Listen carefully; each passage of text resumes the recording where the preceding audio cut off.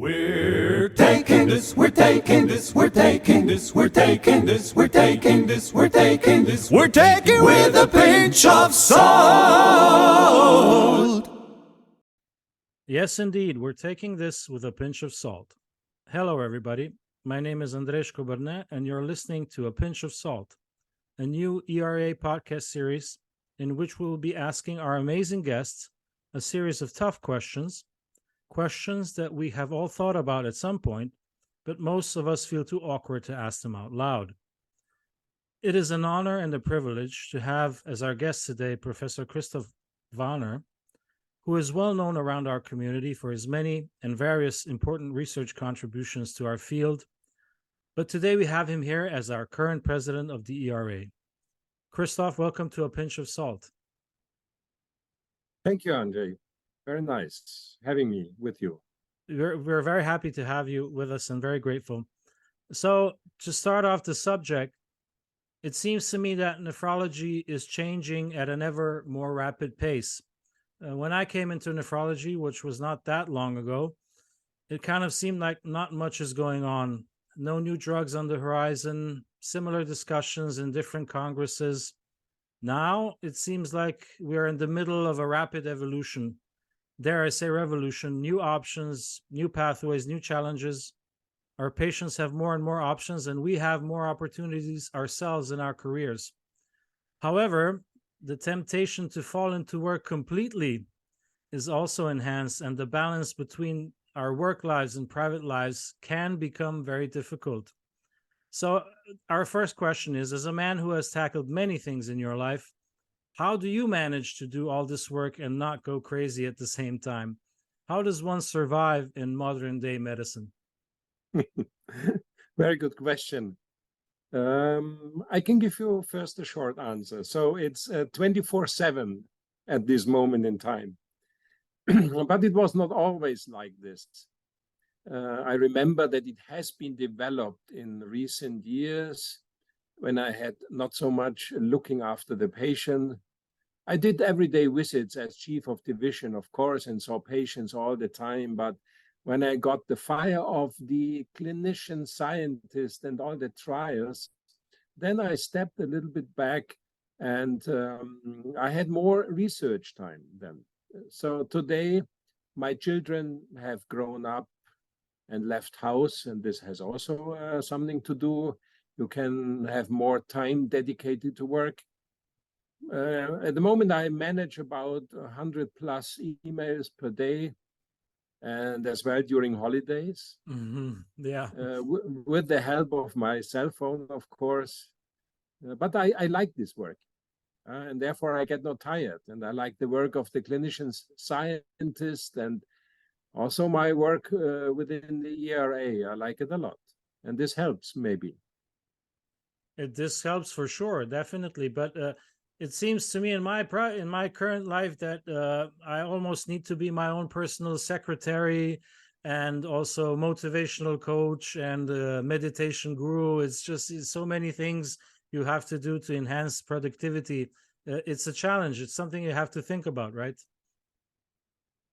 Yeah, of course. My wife is supporting me, of course, so I can do actually what I want in my professional life. And also she is sometimes coming with me to some meetings, and we enjoy this together. This is very important. Yeah, I agree. For the long term, for sure. So our second question is, what is the toughest part about being the president of the ERA? Oh, the toughest part, let's say, or not to say no to very good friends. Because there are so many opportunities within ERA. There are offerings, fellowship, grants, work group participation, the YNP platform, and your friends are coming to you and they want participate in grants and get visibility, often involving others, and sometimes it is not of benefit of the charity.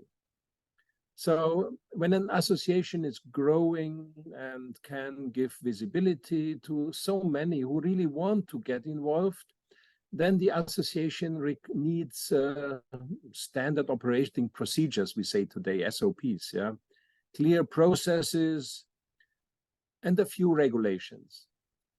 So it is also important for the staff of the society, of the association, that in the final background, there is something solid, a scientific advisory board, for example, or and so sometimes an exception to the rule can be made. It is really when a hot topic is coming along.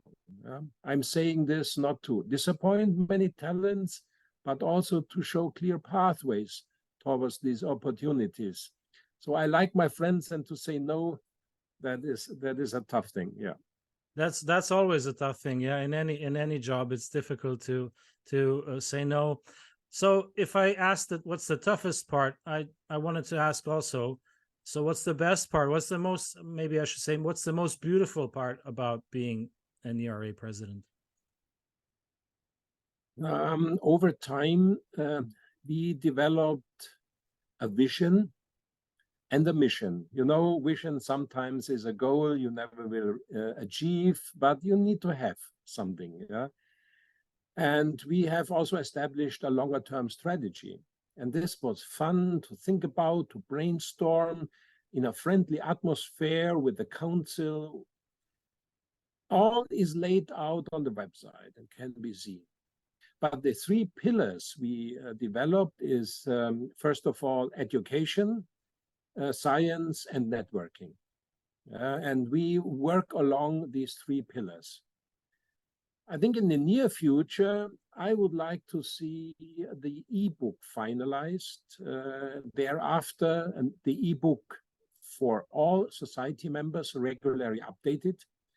The ebook contains a lot of educational materials for young fellows, nephrologists, which want to stand an examen or prepare for an examen. And there is also, of course, a vision behind, and a nephrology examen in Europe or accepted in many places. And then a very nice thing I like in the moment is the spreading of this education and book will be facilitated by machines translating the book and the materials and the website in many languages. Because, you know, as a national society, a small one, not everybody is speaking perfect English, clinicians, but they are really keen in your society to make also then the final corrections to the ebook and become, and which comes then to their society.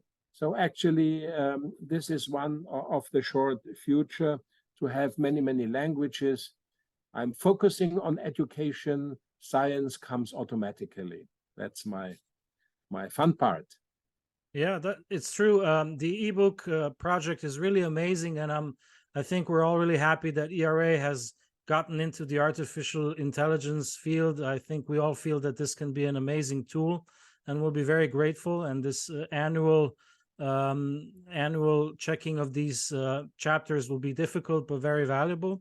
So in what direction would you like the ERA to go in the future?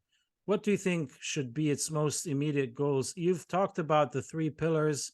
Is there something specific that you would like to see happen, some specific result that the ERA should achieve? Benefits for membership. We have a growing membership.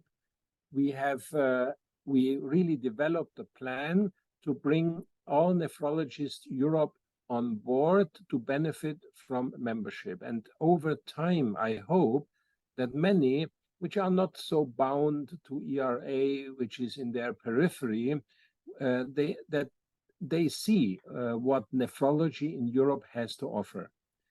And if we bring the younger people also, and I must say on board, there are already many, and it comes to a fruitful environment. I think we are on the right way, and so I would say bring all national societies on board, work with ERA, but we also need to give them something. So everything we will develop in the future, and we we are really keen and brainstorm, is that we can give back to members what they also give us by being members. I think this is the main thing. I hope we are successful. Yes, I also, I mean, a community is the most important thing. So I think it's going in the right direction myself as well. So just the final two questions, if I may. You're an expert in this field. You have a lot of experience, have been following it for quite some time. If you had a chance to give only one message to a young nephrologist, what would that be? To a young nephrologist, I would say, whatever you do, show perseverance or being persistent. Have a mentor, very important for the younger people. Be attached to a group, not a standalone. And very important, communicate in an open way. So perseverance with a mentor in a group with a good communication skill. You should work on this, and then you are successful. That is so true. Persistence is perhaps the greatest quality you can have in medicine. I always tell my students it's not you don't have to be a genius in medicine, but you have to be persistent. So one final question, which is one of those getting to know you questions. And this question is, which book, luxury item, and two songs would you take to a desert island and why? Oh, desert island. Yeah. I think Where you first have of nothing all, else but the thing you take with you. Your think favorite things. the desert island must be big enough for me and my high-end racing bike that I can Okay. ride. I need more time to ride my bicycle. I think this is my luxury I That's have. the luxury item. Okay. Yeah. Oh, and then books you mentioned. This is a difficult thing. I read journals and I read papers. Mm. I must confess, I lost the talent and I lost also the patience and the interest to read books. That's a sad thing for many people, and you may consider me a poor man. But when I really retired one day, which one should not think of, I think I continue. I have to learn again reading. So I do not have the patience. So many journals and interesting things. So okay, that may be a sad thing, but songs. Yeah, songs, music. Okay. I have to reflect, which I have to go back in my early days. I think I was grown up with the Doors. Oh, yes. Many don't know. So if you remember, "Light My Fire" is a favorite song. Definitely. Riders on the Storm. So but "Light My Fire" and the second one is even older, a couple of years older, was "Procol Harum," a whiter shade of pale. So these Oh, are I never understood that lyric. That lyric is so mysterious. I still to this day don't understand it, but it's a beautiful song, definitely. Annie Lennox has a great cover version of Whiter Shade of Pale. yeah. So I think I'm happy on the desert island as well. Okay. Well, we're happy for you. So we come to the end. I'm very grateful that you've opened up, given us some of your personal experience. That's always very important. This is things you cannot read in a book. So, Professor Wanner, thank you for being our ERA president. Thank you for being on our podcast. If you have any final words, this is the time.